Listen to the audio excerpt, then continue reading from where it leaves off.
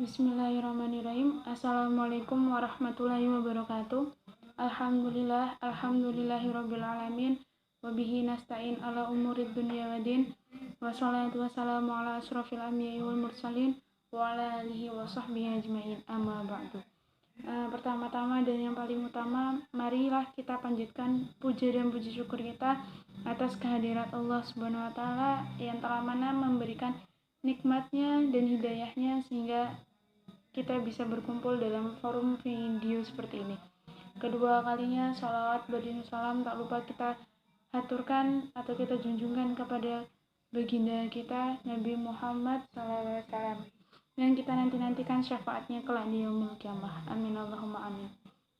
Selanjutnya di sini saya akan belajar untuk menjelaskan tentang kepentingan nasional sebagai alat vital negara untuk bertahan dan identifikasi makna, motif, dan dimensi kepentingan nasional. Baik teman-teman, di sini kita langsung bahas aja. Untuk yang pertama yaitu kepentingan nasional sebagai alat vital negara untuk bertahan. Dalam bab esensi hubungan internasional telah dipelajari esensi yang ada di dalam hubungan internasional. Terdapat 3 esensi, yaitu pertama actors atau pelaku, yang kedua interest atau kepentingan, dan yang ketiga itu power, kekuatan. Menurut Hans Morgenthau tahun 1904 sampai 1980, beliau mengemukakan kepentingan nasional adalah usaha negara untuk mencapai power, di mana power adalah segala sesuatu yang bisa mengembangkan dan memelihara kontrol suatu negara terhadap negara lain. Kepentingan nasional setiap negara berbeda dengan negara lain, namun perlu diketahui bahwa kepentingan nasional yang paling fundamental atau yang paling mendasar bagi tiap negara adalah untuk bertahan, survive. Masing-masing negara akan melakukan berbagai upaya untuk dapat bertahan dan tetap eksis di antara negara-negara yang lain. Selain tujuan vital tersebut, negara juga mempunyai tujuan yang lain, yaitu memberikan perlindungan pada warga negara yang ada di luar negeri, serta mempertahankan batas teritorial sehingga tidak akan ada pengklaiman wilayah atas negara lain. Terus, dalam kepentingan nasional juga terdapat dimensi-dimensi yang menjadi aspek dalam kepentingan nasional hubungan internasional. Adapun dimensi-dimensi dalam kepentingan nasional adalah subjek wilayah, populasi, dan kedaulatan. Nah, subjek di sini adalah pemerintah atau negara yang berperan sebagai representatif yang membawa kepentingan masyarakat. Sedangkan wilayah adalah batas teritorial negara di mana kepentingan nasional dibuat dan merupakan sebuah wadah dari sebuah kepentingan entitas besar suatu populasi. Populasi sendiri adalah masyarakat yang mendiami wilayah suatu negara. Dan ketiga, dimensi. Dimensi itu tersebut mengarah pada sebuah kedaulatan, di mana kedaulatan adalah sebuah pengakuan negara atas negara lain, baik secara de jure maupun de facto. Selain yang telah penulis sebutkan, masih banyak pendapat tentang dimensi-dimensi kepentingan nasional. Semua dimensi itu tidak ada yang salah dikarenakan setiap negara memiliki kepentingan nasionalnya sendiri dan dimensi yang berbeda pula. Nah, teman-teman, hampir pasti juga kategori kepentingan nasionalnya akan terbagi dalam vital, penting, agak penting, dan lain-lainnya atau semacam itu. Kategori ini sekaligus mencerminkan tingkat keseriusan negara bangsa tersebut terhadap apa yang sudah menjadi konsensusnya. Kepentingan nasional mereka sendiri, selain menjadi cermin keseriusan, juga menjadi kemudahan sebagai perangkat pengambilan keputusan nasional. Misal atau contoh, sesuatu yang mencakup kepentingan nasional vital sulit barangkali untuk dikompromikan, Sebaliknya, kategori lain-lainnya barangkali lebih bisa diselesaikan dengan cara kooperatif apabila bersinggungan dengan aktor negara lain, pelibatan kooperatif. Sesuatu yang kontroversial untuk menyatakan kategori vital adalah keamanan teritorinya. Namun sebaliknya, tidak berdaya mengendalikan kelompok, kelemahan sendiri, atau aktor lainnya keluar masuk teritorinya dengan mudahnya. Menyadari bahwa perilaku negara bangsa ada di dalam kepentingan nasionalnya, tidaklah aneh mengapa negara tersebut berperang, mengapa berdamai, mengapa berkooperasi, mengapa menggunakan kekuatan ekonomi nasionalnya, mengapa menggunakan militernya, dan lain-lain terhadap negara bangsa lainnya.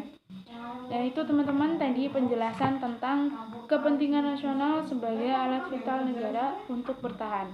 Dan kemudian yang kedua adalah identifikasi makna, motif, dan dimensi kepentingan. Keberadaan atau eksistensi suatu negara perlu dipertahankan. Salah satu cara untuk mempertahankan eksistensi suatu negara adalah dengan mencapai tujuan-tujuan negara yang telah dirumuskan atau yang telah direncanakan dalam kepentingan nasional atau national interest.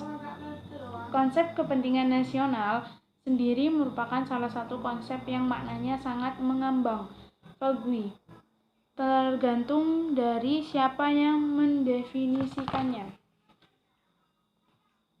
Kepentingan nasional juga dapat diartikan sebagai konsep yang sangat umum yang merupakan unsur timbulnya kebutuhan penting untuk negara. Kemudian kepentingan nasional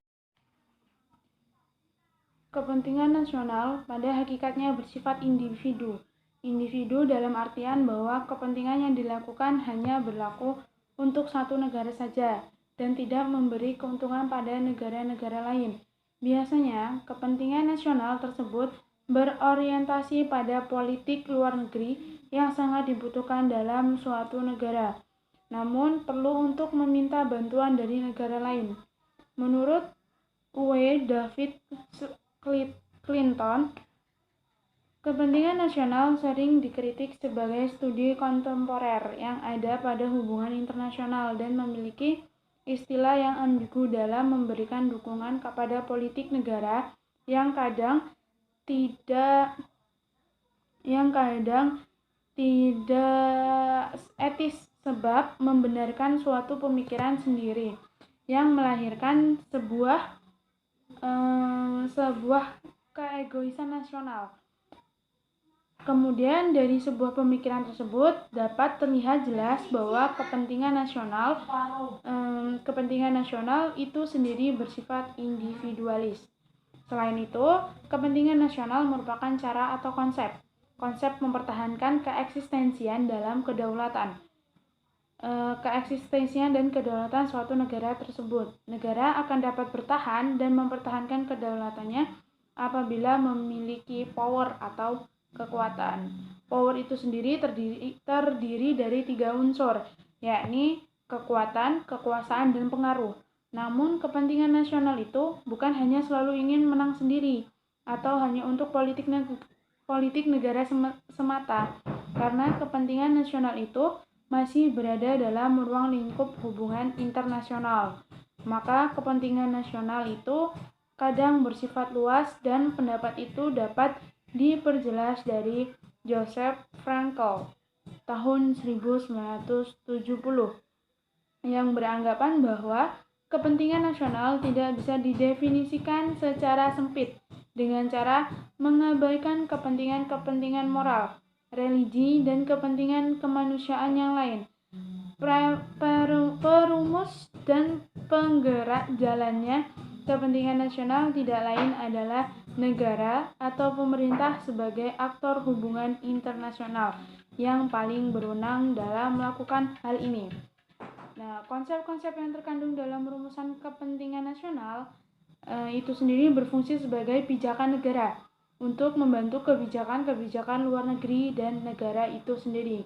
Kebijakan luar negeri Ini merupakan alat diplomasi dalam hubungan internasional untuk meraih kepentingan dan tujuan yang ingin dicapai negara tersebut. Oleh karena itu, kepentingan nasional di sini berperan sebagai penentu arah pemimpin suatu negara untuk tetap dalam koridor yang sesuai dengan tujuan negaranya. Selain itu, kepentingan nasional juga merupakan suatu tolak ukur hasil kinerja pemerintah dalam melaksanakan hubungan internasional dan politik luar negerinya. Contohnya, Indonesia memiliki kepentingan untuk memperbaiki hubungan dengan Malaysia yang kian memburuk dikarenakan terus saling mengklaim kebudayaan.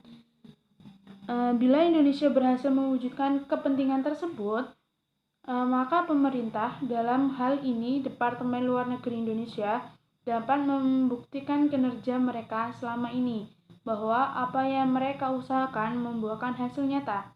Kepentingan nasional diidentifikasikan sangat erat dengan pemahaman realis yang melihat kondisi internasional yang anarkis. Kepentingan nasional digunakan sebagai motivasi utama negara dan dalam melakukan tindakan dan kebijakan luar negerinya.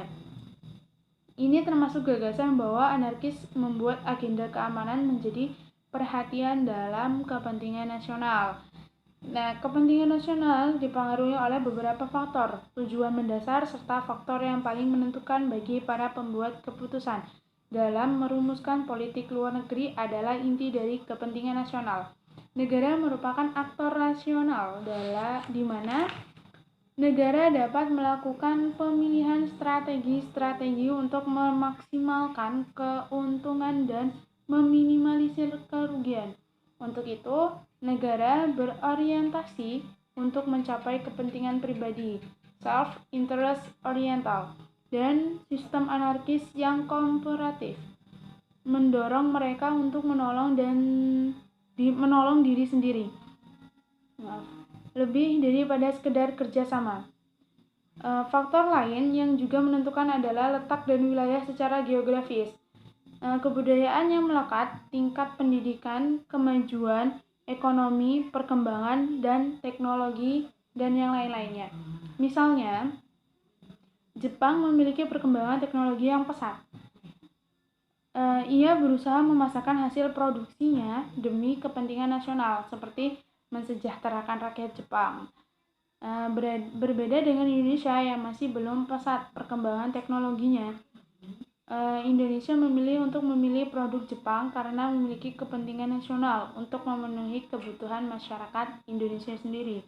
Selain itu, hal lain ini juga merupakan upaya menjalin hubungan baik antara Jepang dan Indonesia. Motif kepentingan ideologi terlihat pada penyebaran ideologi komunis di Indonesia oleh PKI, Partai Komunis Indonesia. Setelah peristiwa Madiun 1948, ideologi komunis belum mati. Salah satu tokoh komunis Cina pada saat itu, Mao Zedong 1893 sampai 1976, mendoktrin DN Aidit dalam pemikiran ideologi komunisnya. Kepentingan organisasi yang didasari oleh adanya interest yang sama pada anggota-anggotanya, misalnya ASEAN dan OPEC juga merupakan marker motivation kepentingan nasional. Berbagai macam latar belakang kepentingan nasional yang telah saya sebutkan tadi, terdapat berbagai macam pula pembagian kepentingan nasional berdasarkan kategori-kategori yang ada. Berdasarkan tingkat prioritasnya, ada kepentingan nasional yang primer yang merupakan harga mati bagi suatu negara, dan semua negara mempunyai kepentingan nasional primer atau vital yang hampir sama seperti kedaulatan dan teritorial negara. Sedangkan kepentingan sekunder lebih bersifat dapat dinegosiasikan. Selain itu, kepentingan nasional dibedakan berdasarkan jangka waktunya, yakni kepentingan permanen dan sementara. Berdasarkan ruang lingkupnya, yakni umum dan khusus. serta berdasarkan compatibility, yakni terbagi atas kepentingan komplementari yang cenderung mengutamakan kerjasama, dan conflicting, berupa timbulnya konflik akibat kepentingan yang berlawanan. Tipe-tipe kepentingan nasional ini dapat mempermudah negara untuk mengidentifikasikan kepentingan manakah yang menjadi prioritas negara dan mencapai tujuan dan kepentingan nasional. Dari penjelasan yang saya coba jelaskan tadi, dapat disimpulkan bahwa kepentingan nasional atau national interest merupakan suatu nilai dan tujuan yang menjadi suatu identitas negara dalam melakukan interaksi dalam komunitas dan lingkungan global. Kepentingan nasional menjadi penting dalam hubungan internasional karena tanpa adanya kepentingan nasional yang berdimensi global, maka negara akan merasa tidak perlu untuk berinteraksi dengan dunia global dan mengakibatkan negara-negara di dunia menjadi tertutup sehingga tidak dapat tercipta hubungan timbal balik yang konsekuen dan dari para aktor-aktor hubungan internasional itu sendiri. Jadi teman-teman, itu mungkin yang bisa saya sampaikan atau saya coba jelaskan tentang kepentingan nasional sebagai alat vital negara untuk bertahan dan identifikasi makna, motif, dan dimensi kepentingan nasional. Mungkin dari apa yang saya sampaikan banyak kesalahan, saya mohon maaf. Jika ada kekurangan juga saya mohon maaf. Kurang dan lebihnya saya akhiri.